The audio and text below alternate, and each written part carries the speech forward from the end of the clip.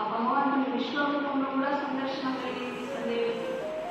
అదృష్టం ఇక్కడ ఏం జరుగుతుంది కూడా కొందరు ఇప్పటికి కూడా బాబా దాంట్లో రూప పొందిన వాళ్ళు వాళ్ళు ఇట్లా చూస్తే అక్కడ ఏం జరుగుతుంది కూడా చెప్తారు, ఎవరికి ఏం జరుగుతుంది కూడా చెప్తారు, ఏం చేస్తున్నారు దొరికింది బాబా ఇచ్చింది వాళ్ళకు జ్ఞానంలో వస్తుంటే వాళ్ళకి అన్నీ కనిపిస్తుంది. సంజయుడు అదే ఇచ్చింది. చంద్రుడు, నదీ ప్రవాహాలు, పర్వతాలు అన్నీ కనిపిస్తాయి. బాబా కార్యదర్శనమైంది శక్తి జాగ్రత్త అయినాక బాబాకి నదులు కనిపించడము, సముద్రాలు కనిపించడము, పర్వతాలు కనిపించడము, సూర్యుడు కనిపించడము, చంద్రుడు రావడము, ఇవన్నీ బాబాకు కలిగిన అనుభవాలన్నీ బాబా విశ్వదర్శనం అవుతుంది. విశ్వమే బాబాకు దగ్గరకు వచ్చేస్తుంది. ఇవన్నీ నాకు ఇట్లా వస్తున్నాయి కనిపిస్తున్నాయి అని అందరు చెప్తే నీకేమో భూతం పట్టింది ఏమన్నారు బాబాని. ఇవన్నీ ఇప్పుడు అర్జునుడికి ఎట్లా దర్శనం చేయించిందో బాబా కూడా అన్ని దర్శనమైనవి. సూర్యుడు, చంద్రుడు, నదులు, పర్వతాలు, అన్ని పెద్ద పెద్ద సముద్రాలు, ఎన్ని కృష్ణా నది ఎన్నో బాబాకు కనిపించింది. ఇప్పుడు అర్జునుడికి అదే చూపిస్తున్నాడు, అన్నీ చూపిస్తున్నాడు. అవే బాబా కనిపిస్తే బాబా అందరికీ చెప్తే అక్కడ బాబాని ఏమన్నారు, నీకు పెద్ద మహాభూతం పట్టింది, నీకు మామూలు భూతం కాదు, ఇవన్నీ నీకు అన్ని కనిపిస్తున్నాయంటే నీకు ఏదో భూతం పట్టింది అన్నాడు. భూతం పట్టిందంటే కొందరు మాంత్రికుడిని ఉంటారు కదా చేసేవాళ్ళు తీసుకొచ్చి చూపించారు. ఆయన కూడా అర్థం కాదు, నీకు నేను చిన్న మాంత్రికున్నావు, ఇంకా పెద్ద భూతం వైద్యుడిని తీసుకురావాలి నీకు, అయితే ఆయన కూడా తగ్గుతుందండి. అట్లా కూడా తీసుకొచ్చి చూపించిన ఆయన కూడా సాధ్యం కాదు, ఎందుకు ఇవన్నీ అవుతున్నాయని ఆయన కూడా తెలియదు. అప్పుడు అందరు బాబాని పిచ్చోడాలి, ఈయనకి ఏమో కనిపిస్తున్నాడు అంటే అన్ని చెప్తే ఏమంటారు దర్శనం వాళ్ళకైతే లేవు బాబాకి అవుతున్నాయి. అయితే లాస్ట్ చివరికి అందరు ఊళ్ళో అందరు బాబాను ఒక దీనిలాగా వచ్చి పెట్టినారు, ఈయనకేమో పట్టింది భూతం పట్టింది. అప్పుడు గురుజీ మాట్లాడలేదట బాబా, అన్నీ వింటుండేనట గురుజీ బాబా గురించి, ఎందుకు ఇట్లయితుంది ఎందుకు ఇట్లయితుంది. గురుజీకి అర్థం కాదు, అందరు చెప్పండి కానీ బాబా దగ్గరికి వచ్చాను. అయితే ఒకరోజు బాబాని వచ్చిందండి గురుజీ, ఈ దర్శనాలన్నీ విన్నాడట. ఇది తన ఇంట్లో ఒక బ్రహ్మానంద పుస్తకం ఉంది, బ్రహ్మానంద స్వామి, దాంట్లో బాబాకు అప్పుడు చెప్పిందట బాబా గురించి నాకు సూర్యుడు, చంద్రుడు, సముద్రాలు, పర్వతాలు, నదులు అన్నీ నాకు కనిపిస్తున్నాయి గురుజీ, మాస్టారు నాకు అన్నీ కనిపిస్తున్నాయి, రోజు అందులో నేను లీనమైపోతున్నా, నాకు ఆకలి లేదు, రూపాలు లేదు, ఏమీ లేదు, ఇవన్నీ నేను చెప్తే వాళ్ళు నాకు భూతం పట్టింది చెప్తే గురుజీ సాష్టాంగ ప్రణామం చేసింది. బాబా ఇది ఏ భూతం కాదు, ఏ మాంత్రికుడు నీకు ఏం చేయలే, మంత్రం కాదు, తంత్రం కాదు, నీకు ఎవ్వరేం చేయలేదు, బాబాకి కాదు, నువ్వు ఒక మహాయోగివి బాబా అని సాష్టాంగ ప్రణామం చేసింది. ఎందుకు గణపతి గురించి తెలుసు కాదు, ఎందుకంటే గ్రంథాలు పండించాలి, గంగా మహారాజు, గంగారాం మహారాజు గ్రంథాలు చదువుట్లా అది ఇంటికెళ్ళి బ్రహ్మానంద స్వామితోటి అభంగాల పుస్తకాన్ని తీసుకొచ్చి ఒకటి వినిపించింది. ఈ విశ్వదర్శనం అయింది. కభీ బిజిలీ కభీ చందా కభీ సూరజ్ నజర్ ఆయే కభీ తో ధ్యాన్ మే బసే బ్రహ్మ జ్యోతి కా చల్కరా. అప్పుడప్పుడు సూర్య చంద్రులు కనిపిస్తారు, నదులు కనిపిస్తాయి. బాబాకి పద్యము వినిపించింది, అభంగం వినిపించి బాబా చూడండి ఈ సాక్షాత్కారాలు ఇగో ఈ అభంగంలో ఉండే బ్రహ్మానంద స్వామి గారు చూడండి, ఇది ఒకటేనా బాబా చూడండి మీరే చూసుకోండి.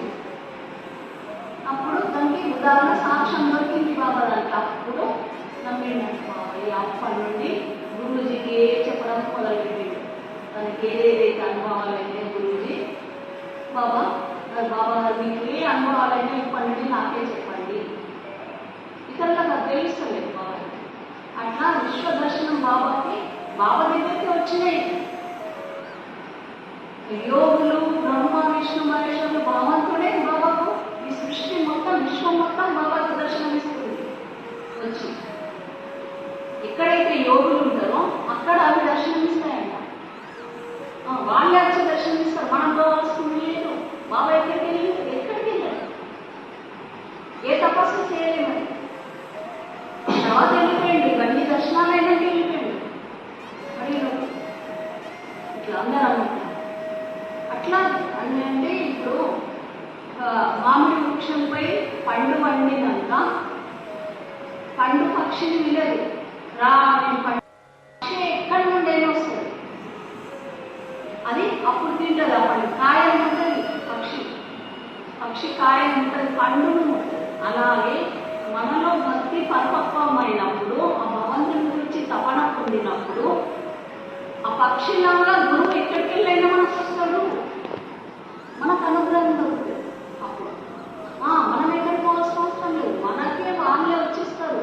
స్వప్నంలో అందిస్తారు, లేకపోతే ప్రత్యక్షంగా ఎవరి ద్వారా మనం దొరుకుతాయి. అదే ఇప్పుడు ఇక్కడ అర్జునుడికి ఎక్కడికి పోయి కేవలకి వెళ్ళింది, ఎక్కడికి వెళ్ళలేదు. ఇప్పుడు ఆత్మదర్శనం అయింది కదా, ఎక్కడికి వెళ్ళలేదు. కృష్ణుడు ఉన్న దగ్గరనే ఇస్తున్నాడు, బాబా కూడా ఉన్న దగ్గరనే అయింది. మనం కూడా ఉన్న దగ్గరనే బాబా దర్శనంలోకి మనం తీసుకున్నాం, పట్టించుకున్నాం. అలాగే భక్తి చేయండి అంటున్నాడు. అనన్య భక్తి సేవ ఇది చేస్తే మీకు తప్పక భగవంతుని యొక్క ఆత్మదర్శనం అవుతుంది అని కదా కృష్ణుడు కూడా చెప్తున్నాడు. బాబా వచ్చింది ఏం చెప్తుంది? విశ్వ సందర్శన యోగంలో బాబా టాపిక్ వచ్చిందా? బాబా ఏమంటున్నారు అంటే, నా వచనాలు, నా ఆత్మ సాక్షాత్కారము ప్రతి గ్రంథంలో మీకు దొరుకుతుంది అంటున్నారు. భగవద్గీతలో ఉన్నది, ఉపనిషత్తులలో ఉన్నది, పురాణంలో ఉంది, వేదాలలో ఉంది. నా వచనాలు మీరు అక్కడ చూడండి. ప్రతి ఒక్క గ్రంథంలో కూడా నా వాక్యాలు ఉన్నాయి, మీరు చదవండి గ్రంథాలు అంటున్నారు. ఇప్పుడు ఇదే విశ్వ సందర్శన యోగంలో బాబా దర్శనం అదే వచ్చింది. బాబా దర్శనమైంది, అది అందరికి ఇచ్చింది కూడా. ఉన్నదా ఇప్పుడు విశ్వ సందర్శన యోగంలో సేమ్ ఉన్నదా? ఏం వేరే లేదు, సాక్ష్యం ఇది భగవద్గీత.